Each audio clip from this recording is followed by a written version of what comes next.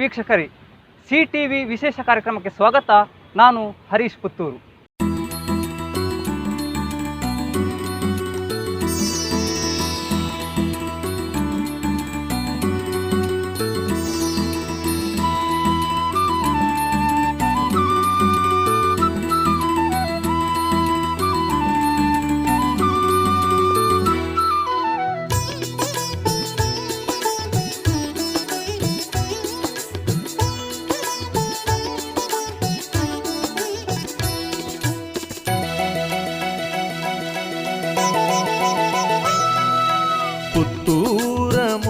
ಈ ಕ್ಷೇತ್ರದ ಒಂದಷ್ಟು ವೈಶಿಷ್ಟ್ಯ ಬಗ್ಗೆ ನೋಡ್ಕೊಂಡು ಬರೋಣ. ಹತ್ತೂರ ಒಡೆಯ ಪುತ್ತೂರು ಶ್ರೀ ಮಹಾಲಿಂಗೇಶ್ವರ ದೇವರು ಸರಿಸುಮಾರು 800 ವರ್ಷಗಳ ಇತಿಹಾಸವಿರುವ ಪುರಾತನ ದೇವಾಲಯವೇ ಪುತ್ತೂರು ಸೀಮೆಯ ಮಹತೋಬರ ಶ್ರೀ ಮಹಾಲಿಂಗೇಶ್ವರ ದೇವಸ್ಥಾನ.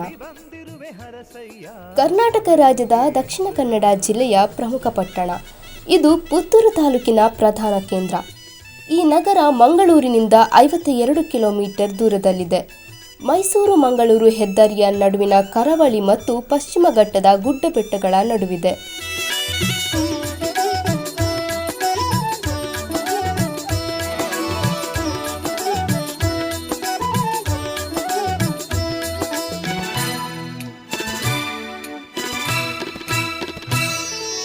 ಸೋಮವಾರದ ವಿಶೇಷ ಪೂಜೆ ಪುತ್ತೂರು ಕ್ಷೇತ್ರದಲ್ಲಿ ಸಂತೋಷದಿ ನೆಲೆಸಿರುವ ಭಕ್ತರ ಬಾಳಿನಲ್ಲಿ. ಸೋಮವಾರದ ವಿಶೇಷ ಪೂಜೆ ಪುತ್ತೂರು ಕ್ಷೇತ್ರದಲ್ಲಿ ಸಂತೋಷದಿ ನೆಲೆಸಿರುವ ಭಕ್ತರ ಬಾಳಿನಲ್ಲಿ. ಶರಣೆಂದು ಬಂದ ಭಕ್ತರನ್ನೆಲ್ಲ ಸಲಹುವೆ ಈಶ್ವರ. ಸರ್ವಲೋಕದ ಸರ್ವಜೀವಿಗಳ ಕಾಯುವೆ ಸರ್ವೇಶ್ವರ. ಶರಣೆಂದು ಬಂದ ಭಕ್ತರನ್ನೆಲ್ಲ ಸಲಹುವೆ ಈಶ್ವರ. ದಿನ ಬೆಳಗಾದರೆ ಭಕ್ತರು ಭಕ್ತಿಯಿಂದ ನೆನೆಯುವ ಪುತ್ತೂರು ಸೀಮೆಯ ಮಹತೋಬಾರ ಶ್ರೀ ಮಹಾಲಿಂಗೇಶ್ವರನ ದೇವಸ್ಥಾನಕ್ಕೆ 800 ವರ್ಷಗಳ ಇತಿಹಾಸ ಹಾಗೂ ಪೌರಾಣಿಕ ಹಿನ್ನೆಲೆ ಇದೆ. ವಿಶೇಷವಾಗಿ ಇಲ್ಲಿ ಮಹಾಲಿಂಗೇಶ್ವರನಿಗೆ ವಿಶೇಷವಾಗಿ ಪೂಜೆ ಏನು ಅಂತ ಹೇಳಿದ್ರೆ ರುದ್ರ. ಇಲ್ಲಿಯ ಒಂದು ನಮ್ಮ ಸೀಮಿತವಾದ ಇರುವಂಥ ದೇವರು ಅಂತ ಹೇಳಿದರೆ ಅದರಲ್ಲಿ ಬರುವಂಥ ಆದಾಯದಿಂದಲೇ ನಡೆಯುವಂಥ ಒಂದು ಸೀಮೆಯ ದೇವರು ಅಂತ ಹೇಳಿದ್ರೆ ಅಲ್ಲಿ ನಮ್ಮ A1 ದೇವಸ್ಥಾನದಲ್ಲಿ ನಮ್ಮ ಪುತ್ತೂರು ಮಹಾಲಿಂಗೇಶ್ವರ. ನಂಬಿ ಬಂದಿರುವೆ ಹರಸಯ್ಯ ಮಹಾಲಿಂಗೇಶ್ವರ.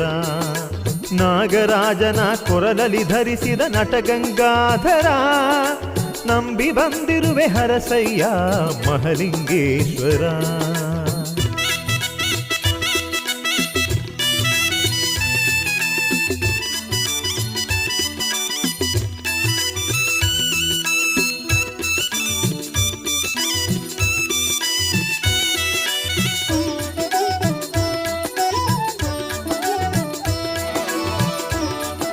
ಹಿಂದೆ ಶಿವನ ವಾಹನವಾದ ನಂದಿ ಕ್ಷೇತ್ರದ ಗದ್ದೆಯಲ್ಲಿ ಬೆಳೆಯುತ್ತಿದ್ದ ಭತ್ತ ಪೈರುಗಳನ್ನು ರಾತ್ರಿ ವೇಳೆ ತಿನ್ನುತ್ತಿತ್ತು.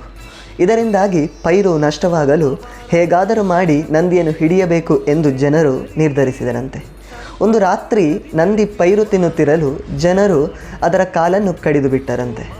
ರಕ್ತದ ಮಡುವಲ್ಲಿ ನಂದಿ ಮಹಾಲಿಂಗೇಶ್ವರನ ಬಳಿ ಬಂದು ಮೊರೆ ಇಡಲು ಮಹಾದೇವ ಆ ನಂದಿಗೆ ಕಲ್ಲಿನ ರೂಪ ಕೊಟ್ಟು ತನ್ನ ಬಳಿ ಇರಿಸಿಕೊಂಡ ಎಂಬ ಪ್ರತೀತಿ ಇಲ್ಲಿದೆ. ಸರ್ವಲೋಕದ ಸರ್ವಜೀವಿಗಳ ಕಾಯುವೆ ಸರ್ವೇಶ್ವರ. ಶರಣೆಂದು ಬಂದ ಭಕ್ತರನ್ನೆಲ್ಲ ಸಲಹುವೆ ಈಶ್ವರ. ಸರ್ವಲೋಕದ ಸರ್ವಜೀವಿಗಳ ಕಾಯುವೆ ಸರ್ವೇಶ್ವರ. ಪುತ್ತೂರ ಮುತ್ತು ಶ್ರೀ ಮಹಾಲಿಂಗೇಶ್ವರ. ಹತ್ತೂರ ಭಕ್ತರ ಪಾಲಿಸು ಶಂಭೋ ಶಂಕರ. ನಾಗರಾಜನ ಕೊರಲಲ್ಲಿ ಧರಿಸಿದ ನಟಗಂಗಾಧರ. ನಂಬಿ ಬಂದಿರುವೆ ಹರಸಯ್ಯ ಮಹಾಲಿಂಗೇಶ್ವರ. ಪುತ್ತೂರು ಮಹಾಲಿಂಗೇಶ್ವರನ ದೇಗುಲದ ಮತ್ತೊಂದು ವಿಶೇಷತೆ ಎಂದರೆ ಆನೆಗಳು ದೇವಾಲಯದ ಆವರಣಕ್ಕೆ ಎಂದಿಗೂ ಪ್ರವೇಶ ಪಡೆಯಲು ಅವಕಾಶವಿಲ್ಲ. ಇದರ ಹಿಂದೆಯೂ ಸ್ವಾರಸ್ಯಕರವಾದ ಕಥೆಯೊಂದಿದೆ. ಒಮ್ಮೆ ಕಳ್ಳನೊಬ್ಬ ದೇವಾಲಯ ಪ್ರವೇಶಿಸಿ ಪ್ರಮುಖ ವಿಗ್ರಹಗಳನ್ನು ಕದ್ದು ಪಾರಾಗಲು ಸಾಧ್ಯವಾಗದೆ ಕೊಳದೊಳಗೆ ಆ ವಿಗ್ರಹವನ್ನು ಎಸೆದಿದ್ದ. ಕೊಳದ ಆಳಕ್ಕೆ ಬಿದ್ದಿದ್ದ ಆ ವಿಗ್ರಹವನ್ನು ಮೇಲೆತ್ತಲು ಆನೆಯೊಂದನ್ನು ತರಲಾಯಿತು. ಹಗ್ಗವೊಂದನ್ನು ವಿಗ್ರಹಕ್ಕೆ ಕಟ್ಟಿ ಆನೆಯು ಎಳೆಯಲಾರಂಭಿಸಿತು. ಮಹಾಲಿಂಗೇಶ್ವರನ ವಿಗ್ರಹವನ್ನು ಗಟ್ಟಿಯಾಗಿ ಎಳೆದದ್ದು ಮಹಾಲಿಂಗೇಶ್ವರನಿಗೆ ಕೋಪ ತರಿಸಿತು. ನಂತರ ಆನೆಯು ಈ ದೇವಾಲಯಕ್ಕೆ ಶಾಪಗ್ರಸ್ತವಾಗಿದ್ದು ಯಾವುದೇ ಆನೆ ದೇಗುಲದ ಆವರಣಕ್ಕೆ ಪ್ರವೇಶಿಸಬಾರದು ಮತ್ತು ಪ್ರವೇಶಿಸಿದರೆ ಆನೆ ಸಾವನ್ನಪ್ಪುತ್ತದೆ ಎನ್ನುವುದು ಇಲ್ಲಿನ ನಂಬಿಕೆ. ಒಂದು ಸಿದ್ಧಾಂತದ ಪ್ರಕಾರ ಪುತ್ತೂರು ಹೆಸರು ಕನ್ನಡ ಭಾಷೆಯ ಮುತ್ತೂರು ಎಂದಾಗಿತ್ತು ಮತ್ತು ನಂತರ ನಿಧಾನವಾಗಿ ಇದು ತಾನಾಗಿಯೇ ಪುತ್ತೂರು ಎಂಬ ಹೆಸರಾಗಿ ಪ್ರಚಲಿತಕ್ಕೆ ಬಂದಿದೆ. ಶತಮಾನಗಳ ಹಿಂದೆ ಬರದ ಸಮಯದಲ್ಲಿ ಅರ್ಚಕರಿಗೆ ಮಹಾಲಿಂಗೇಶ್ವರನ ದೇಗುಲದ ಪವಿತ್ರ ಕೊಳದಲ್ಲಿ ಅಕ್ಕಿಯು ಪ್ರಸಾದ ರೂಪದಲ್ಲಿ ದೊರಕಿತ್ತು ಮತ್ತು ಇದ್ದಕ್ಕಿದ್ದಂತೆ ಎಲ್ಲ ಮೂಲೆಯಿಂದ ನೀರು ಬರಲು ಆರಂಭಿಸಿ ಈ ಅಕ್ಕಿ ಮುತ್ತಾಗಿ ಪರಿವರ್ತನೆಯಾಯಿತು ಎಂಬ ನಂಬಿಕೆ ಇಲ್ಲಿದೆ. ಈ ಕ್ಷೇತ್ರದ ಕಲಾತ್ಮಕ ಕೆತ್ತನೆಗಳನ್ನು ವರ್ಣಿಸಲು ಪದಗಳಿಗೆ ನಿಲುಕದ್ದು. ಈ ದೇವಾಲಯದಲ್ಲಿ ನಡೆಯುವ ಆಚರಣೆಗಳು, ಸಂಪ್ರದಾಯಗಳು ವಿಶಿಷ್ಟ.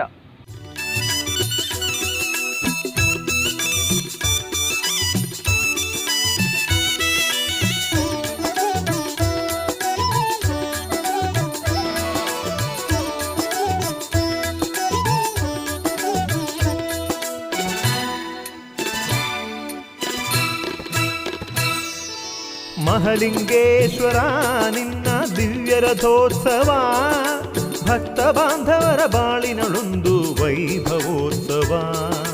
ಮಹಾಲಿಂಗೇಶ್ವರ ನಿನ್ನ ದಿವ್ಯ ರಥೋತ್ಸವ, ಭಕ್ತ ಬಾಂಧವರ ಬಾಳಿನಳೊಂದು ವೈಭವೋತ್ಸವ.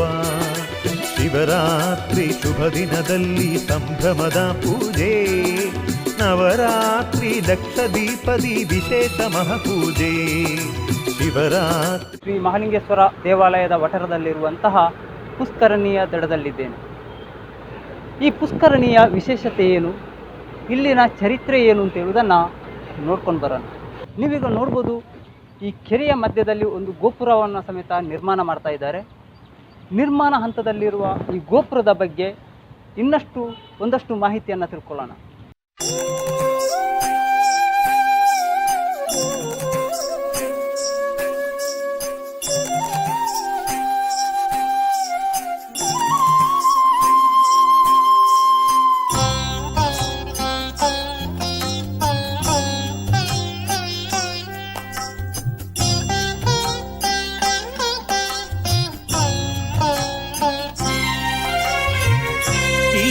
ನಿನ್ನ ಚರಣ ಭಜನೆ ಆಸೆಯಿಂದ ಮಾಡುವೇನು, ದೋಷ ರಾಶಿ ನಾಶ ಮಾಡು ಶ್ರೀಶ ಕೇಶವ. ಈಶ ನಿನ್ನ ಚರಣ ಭಜನೆ ಆಸೆಯಿಂದ ಮಾಡುವೇನು, ದೋಷ ರಾಶಿ ನಾಶ ಮಾಡು ಶ್ರೀಶ ಕೇಶವ.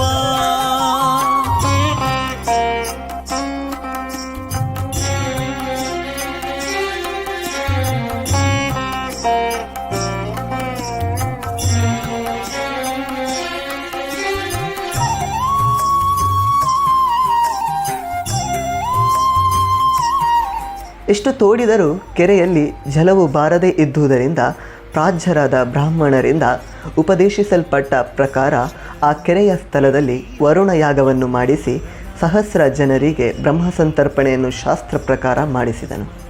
ಭೋಜನಾಂತ್ಯ ಸಮಯ ಸಂತುಷ್ಟರಾದ ಈ ಬ್ರಾಹ್ಮಣರು ಈಶ್ವರ ಸ್ತೋತ್ರ ಮಾಡುತ್ತಿರುವ ವೇಳೆಯಲ್ಲಿ ಯಥೇಚ್ಛವಾಗಿ ನೀರಿನ ಹೊರತೆಗಳು ಕೆರೆಯಲ್ಲಿ ಉದ್ಭವಿಸಿತು. ಅಲ್ಲದೆ ಮಳೆಯೂ ಸುರಿಯಿತು. ನೀರಿನ ಹರಿವಿನಿಂದ ಜನರು ಕೆರೆಯ ತಳಭಾಗದಿಂದ ಮೇಲೆ ಓಡಿ ಬರಬೇಕಾಯಿತು. ಬ್ರಾಹ್ಮಣ ಸಂತರ್ಪಣೆಯ ಉಚ್ಚಿಷ್ಟದ ಅನ್ನ ಪಾತ್ರಾದಿಗಳು ಕೆರೆಯಿಂದ ತೆಗೆಯಲಿಕ್ಕಾಗದೆ ಅಲ್ಲೇ ಉಳಿಯಿತು. ಕೆಲ ಸಮಯದ ಬಳಿಕ ನೋಡುವಾಗ ಆ ಕೆರೆಯಲ್ಲಿ ಮುತ್ತಿನ ಚಿಪ್ಪುಗಳು ಮತ್ತು ಬಿರಿದ ಚಿಪ್ಪುಗಳು ತುಂಬಿಕೊಂಡಿದ್ದವು. ಇದು ಅನ್ನ ಸಂತರ್ಪಣೆಯ ಅನ್ನದ ಕಾಳುಗಳೇ ಮುತ್ತಾಗಿ ಎಲೆಗಳ ಚಿಪ್ಪುಗಳಾದವೆಂದು, ಇದರಿಂದಾಗಿ ಮುತ್ತು ಹುಟ್ಟಿದ ಊರು ಮುತ್ತೂರು, ನಂತರ ಪುತ್ತೂರು ಎಂಬ ಹೆಸರು ಬಂತು. ಈಶ ನಿನ್ನ ಚರಣ ಭಜನೆ ಆಸೆಯಿಂದ ಮಾಡುವೇನು, ದೋಷ ರಾಶಿ ನಾಶ ಮಾಡು ಶ್ರೀಶ ಕೇಶವ.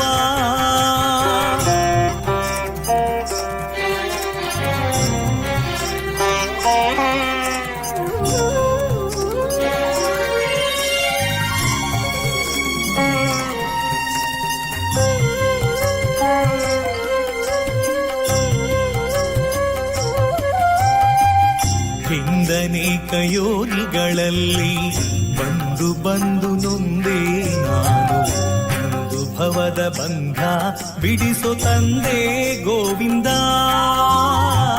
ಹಿಂದನೇಕ ಯೋನಿಗಳಲ್ಲಿ ಬಂದು ಬಂದು ನೊಂದೇ ನಾನು ಇಂದು ಭವದ ಬಂಧ. ಇತ್ತೀಚೆಗೆ ನಮ್ಮ ಪುಷ್ಕರಣಿ ದೇವರನ್ನು ತೆಪ್ಪೋತ್ಸವ ಮಾಡುವಂಥ ಒಂದು ಪುಷ್ಕರಣಿ ಇದೆ. ಸುಮಾರು 60-70 ವರ್ಷಗಳ ಹಿಂದೆ ಕಟ್ಟಿಸಿದಂಥ ಕಟ್ಟೆ ಅದೊಂದು ಅಜೀರ್ಣ ಆದಂಥ ಸಂದರ್ಭದಲ್ಲಿ ಅದನ್ನು ತೆಗಿಬೇಕು ಅಂತ ಹೇಳಿ ತೆಗೆದಾಗ ವರುಣನ ಮೂರ್ತಿ ಕೂಡ ಸಿಕ್ತು. ಆನಂತರ ಅದನ್ನು ದರ್ಶನ ಮಾಡುವಂಥ ಯೋಗ ಎಲ್ಲ ಭಕ್ತಾದಿಗಳಿಗೆ ಸಿಕ್ಕಿದೆ.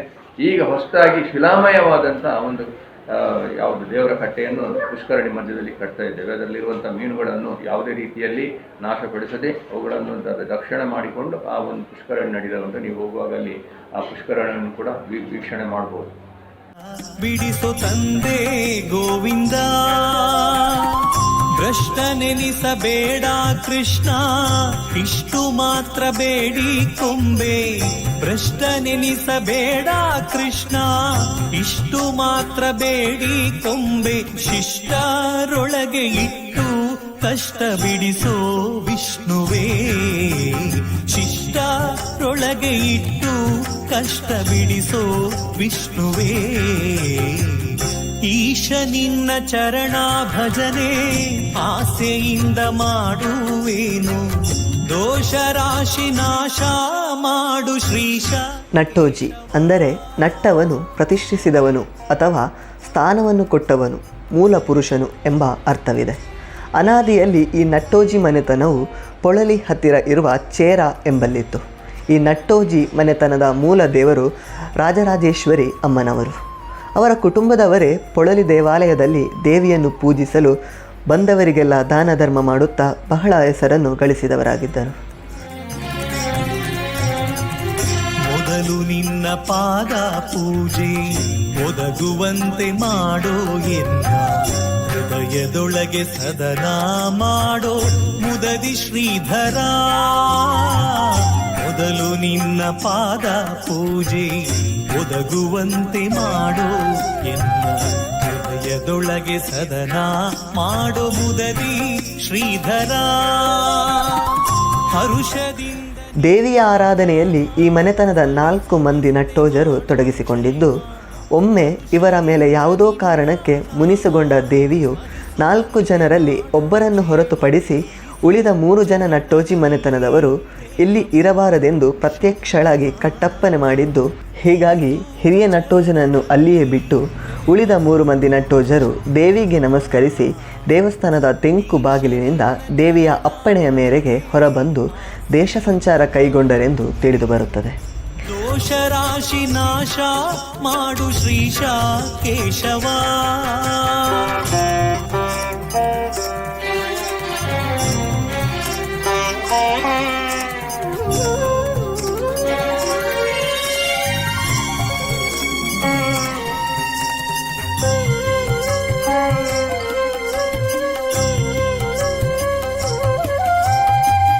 ಸಂಚಿತಾರ್ಥ ಪಾಪಗಳನ್ನು, ಕಿಂಚಿತಾರ್ಥ ಪೀಡೆಗಳನ್ನು ಮುಂಚಿತಾಗಿ ಕಳೆಯಬೇಕೋ ಸ್ವಾಮಿ ಅಚ್ಯುತ.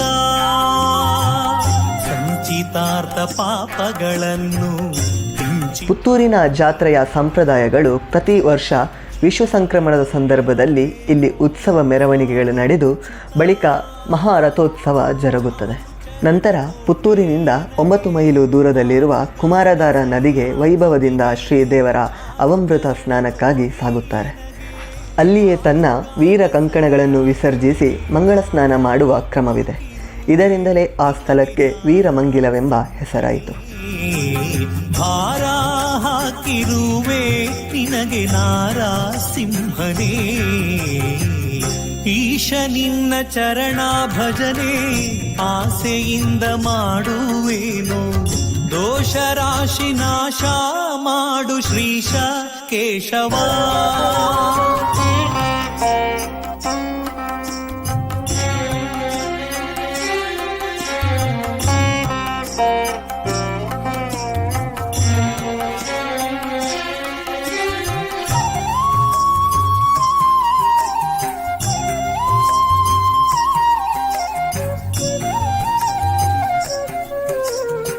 ಶ್ರೀ ಮಹಾಲಿಂಗೇಶ್ವರನು ಅಲ್ಲಿ ಮಂಗಳ ಸ್ನಾನವನ್ನು ಮಾಡಿ ಶ್ರಮ ಪರಿಹರಿಸಿಕೊಂಡು ಮನಃಶಾಂತಿಯನ್ನು ಹೊಂದಿಕೊಂಡಿರುವುದರಿಂದ ಅಲ್ಲಿಗೆ ಶಾಂತಿಗೋಡು ಗ್ರಾಮ ಎಂಬ ಹೆಸರು ಬಂತು. ಅವಮೃತ ಸ್ನಾನ ಮುಗಿಸಿ ಅಲ್ಲಿಂದ ಉತ್ಸವದ ಸವಾರಿಯು ದೇವಾಲಯಕ್ಕೆ ಚಿತೈಷಿ ಧ್ವಜ ಅವರೋಹಣವಾಗುವುದು. ಮರುದಿನ ಧರ್ಮಾಧಿಕಾರಿಗಳು ಭಜಕರಿಗೂ ಅಭಯಪ್ರದವಾದ ಮಂತ್ರಾಕ್ಷತೆಗಳು ಸಿಗುವ ಶುಭ ದಿನವಾಗಿದೆ. ಕಾಲಾಂತರದಲ್ಲಿ ದೈವಚಿತ್ತ ಪ್ರಕಾರ ಬಲ್ಲಾಳರಾಯನ ವಂಶವು ಕ್ಷೀಣವಾಗುತ್ತಾ ರಾಜನ ಸಮಸ್ಯೆಗಳು ಉಂಟಾಗಿ ರಾಜ ಕುಟುಂಬವು ಆ ಸ್ಥಳವನ್ನೇ ಬಿಟ್ಟು ಬೇರೆ ಗ್ರಾಮಗಳಿಗೆ ಹೋಗಬೇಕಾಗಿ ಬಂತು.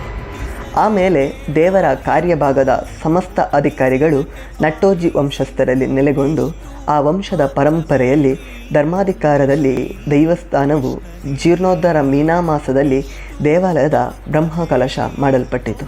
ಶ್ರೀ ಕೃಷ್ಣನೇ ಈಶ ನಿನ್ನ ಚರಣ ಭಜನೆ ಆಸೆಯಿಂದ ಮಾಡುವೇನು, ದೋಷ ರಾಶಿ ನಾಶ ಮಾಡು ಶ್ರೀಶ ಕೇಶವ.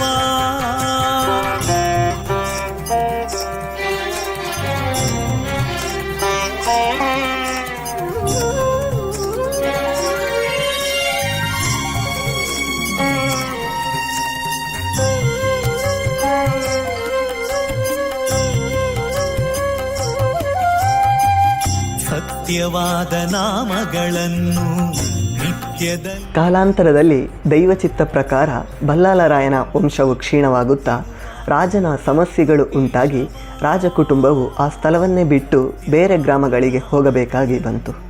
ಆಮೇಲೆ ದೇವರ ಕಾರ್ಯಭಾಗದ ಸಮಸ್ತ ಅಧಿಕಾರಗಳು ನಟ್ಟೋಜಿ ವಂಶಸ್ಥರಲ್ಲಿ ನೆಲೆಗೊಂಡು ಆ ವಂಶದ ಪರಂಪರೆಯ ಧರ್ಮಾಧಿಕಾರದಲ್ಲಿ ದೇವಸ್ಥಾನದ ಜೀರ್ಣೋದ್ಧಾರ ಕಾರ್ಯಕ್ರಮವು ಮೀನಾಮಾಸ ಮುಹೂರ್ತದಲ್ಲಿ ದೇವಾಲಯದ ಬ್ರಹ್ಮಕಲಶ ಮಾಡಲ್ಪಟ್ಟಿತು. ಬಳಿಕ ದೇವಾಲಯದ ಉಪದೇವರಾಗಿರುವ ಬಾಡು ದೈವಗಳ ಸ್ಥಾನದ ನಿರ್ಮಾಣ ಬಟ್ಟೆ ಶ್ರೀ ವಿನಾಯಕ ದೇವಸ್ಥಾನವು ಜೀರ್ಣೋದ್ಧಾರ ಮಾಡಲ್ಪಟ್ಟು ಬ್ರಹ್ಮಕಲಶವು ನಡೆಸಲಾಯಿತು. ಕೇಶವ ಕರೆದು ಮುಕ್ತಿ ಕೊಡುವ ನೆಲೆಯಾದಿ ಕೇಶವ,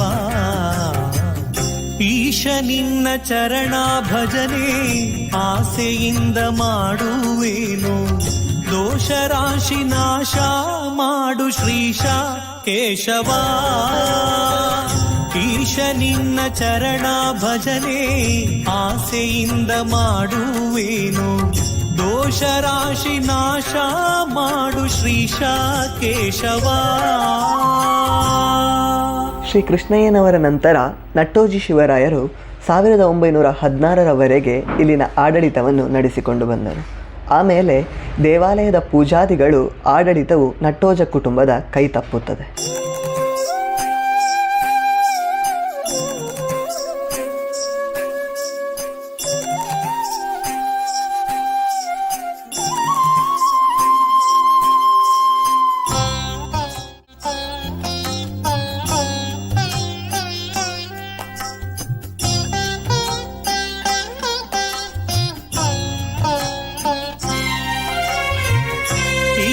ನಿನ್ನ ಚರಣ ಭಜನೆ ಆಸೆಯಿಂದ ಮಾಡುವೇನು, ದೋಷ ರಾಶಿನ. ಪ್ರತಿ ವರ್ಷ ಏಪ್ರಿಲ್ 1ರಂದು ಗೊಣೆ ಕಡಿದು ಏಪ್ರಿಲ್ 10ರಂದು ಸಾಂಪ್ರದಾಯಿಕ ಧ್ವಜಾರೋಹಣ ನಡೆಯುವುದರೊಂದಿಗೆ ಪ್ರಾರಂಭವಾಗುವ ಪುತ್ತೂರು ಜಾತ್ರೆಯು 9 ದಿನಗಳ ಕಾಲ ಬಹಳ ವಿಜೃಂಭಣೆಯಿಂದ ನಡೆಯುತ್ತದೆ. ಇಲ್ಲಿನ ಭಕ್ತವೃಂದ ಜಾತ್ರೆಯ 10 ದಿನಗಳ ಕಾಲ ವ್ರತವನ್ನು ಪಾಲಿಸುತ್ತಾ ಮಹಾಲಿಂಗೇಶ್ವರನ ನಾಮವನ್ನು ಸ್ತುತಿಸುತ್ತಾರೆ. ಹೊಕ್ಕೆನಯ್ಯ ಎನ್ನ ಮರಣ ಸಮಯದಲ್ಲಿ ನಿನ್ನ ಚರಣ ಸ್ಮರಣೆ ಕರುಣೀಸಯ್ಯ ನಾರಾಯಣ. ಶರಣು ಹೊಕ್ಕೆನಯ್ಯ ಎನ್ನ ಮರಣ ಸಮಯದಲ್ಲಿ ನಿನ್ನ ಚರಣ ಸ್ಮರಣೆ ಕರುಣೀಸಯ್ಯ ನಾರಾಯಣ. ಶೋಧಿಸೆನ್ನ ಭವದ ಕಲುಷ ಬೋಧಿಸಯ್ಯ ಜ್ಞಾನವೆನಗೆ, ಶೋಧಿಸೆನ್ನ ಭವದ ಕಲುಷ ಬೋಧಿಸಯ್ಯ ಜ್ಞಾನವೆನಗೆ. ಬಾಧಿಸುವ ಯಮನ ಬಾಧೆ ಬಿಡಿಸು ಮಾಧವ, ಬಾಧಿಸುವ ಯಮನ ಬಾಧೆ ಬಿಡಿಸು ಮಾಧವ. ಈಶ ನಿನ್ನ ಚರಣ ಭಜನೆ ಆಸೆಯಿಂದ ಮಾಡುವೇನು, ದೋಷ ರಾಶಿ ನಾಶ ಮಾಡು ಶ್ರೀಶ ಕೇಶವ.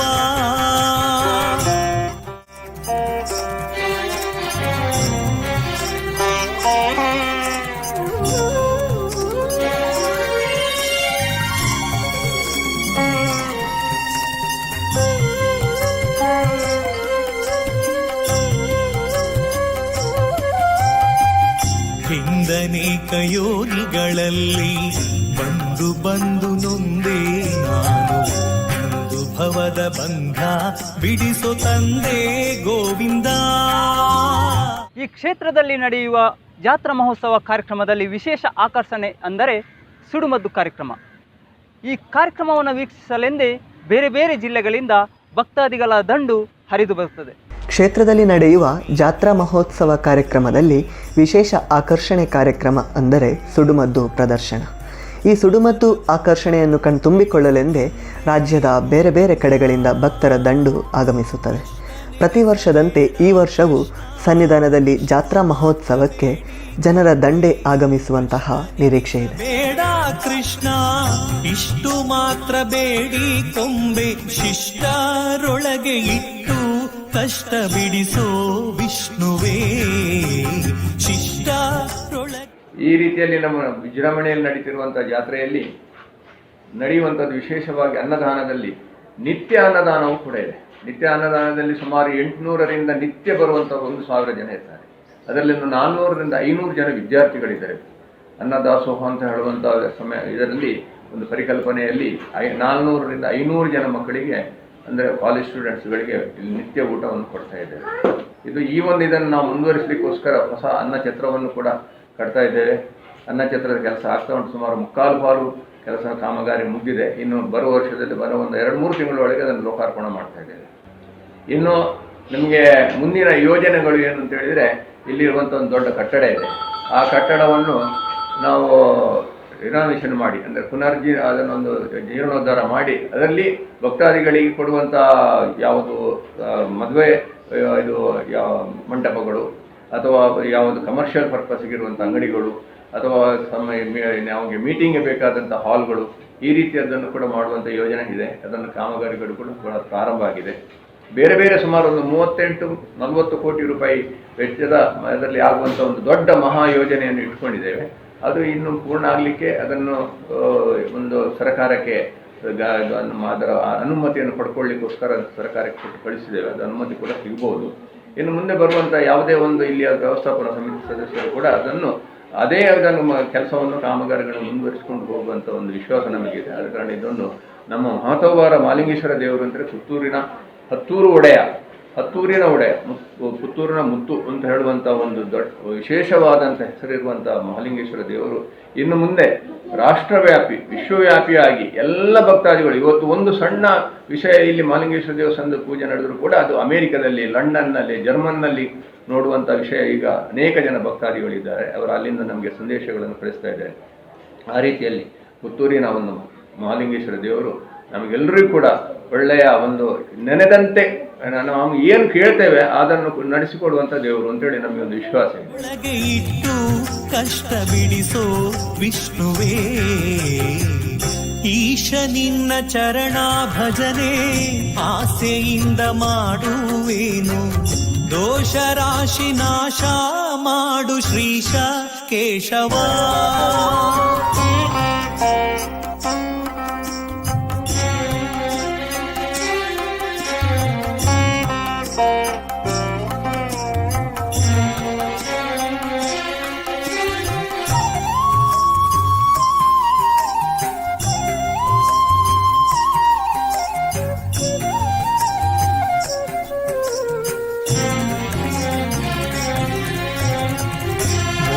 ನಿನ್ನ ಪಾದ ಪೂಜೆ ಒದಗುವಂತೆ ಮಾಡೋ ಎನ್ನ ಹೃದಯದೊಳಗೆ ಸದನ ಮಾಡೋ ಮುದದಿ ಶ್ರೀಧರ. ಮೊದಲು ನಿನ್ನ ಪಾದ ಪೂಜೆ ಒದಗುವಂತೆ ಮಾಡೋ ಎನ್ನ ಹೃದಯದೊಳಗೆ ಸದನ ಮಾಡೋ ಮುದದಿ ಶ್ರೀಧರ. ಹರುಷದಿಂದ ನಿನ್ನ ನಾಮ